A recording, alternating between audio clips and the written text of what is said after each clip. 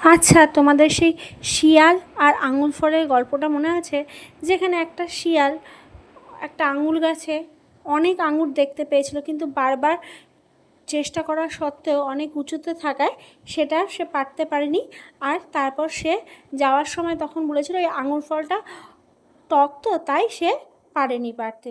তো আমরা মানুষেরও সেরকম কোনো কিছু যখন বারবার চেষ্টা করেও পারি না না, তখন সেটার বদনাম করতে থাকি নিজের ব্যর্থতাকে চাপা দেওয়ার জন্য। আসলে এটা করার মাধ্যমে কি পাই বলো তো? মানসিক শান্তি পাই। হ্যাঁ, তো হ্যালো বন্ধুরা, আমি নদীতে আবার চলে আসলাম আর একটা ভিডিও শেয়ার করার জন্য।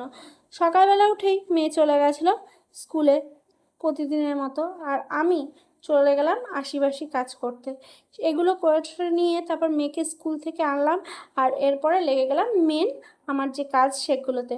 যা তো সকালবেলা উঠেই পুঁই শাক ডাল এগুলো কমপ্লিট করে ফেলেছিল। আর তারপরে আমি রুটি বেলতে চলে গেলাম, আটা মাখিয়ে রেখে গেছিলাম।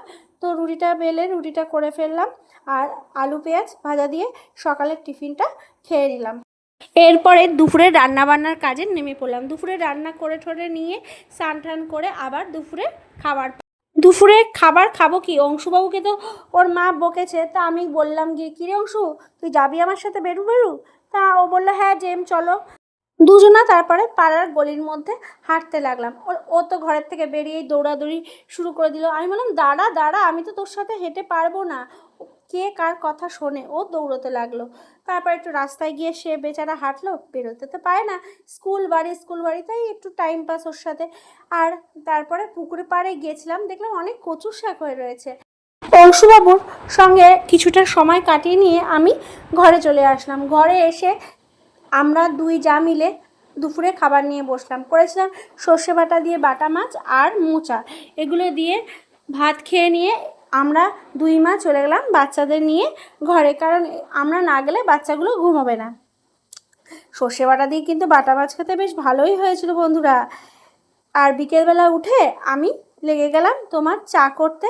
আর বাচ্চারা কি করছে, বাচ্চা পার্টিদের দেখো, ওর সেই যে বলেছিলাম না ও হাসিকে উনো কার্ড এনে দিয়েছিল, সেই উনো কার্ড নিয়ে খেলায় মেতেছে।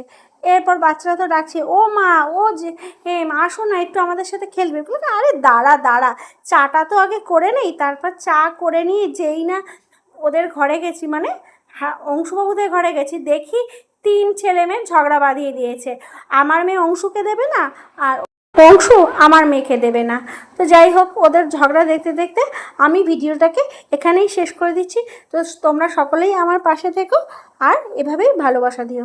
তো টাটা বন্ধুরা, গুড বাই, দেখা হবে তোমাদের সাথে নেক্সট ভিডিওতে।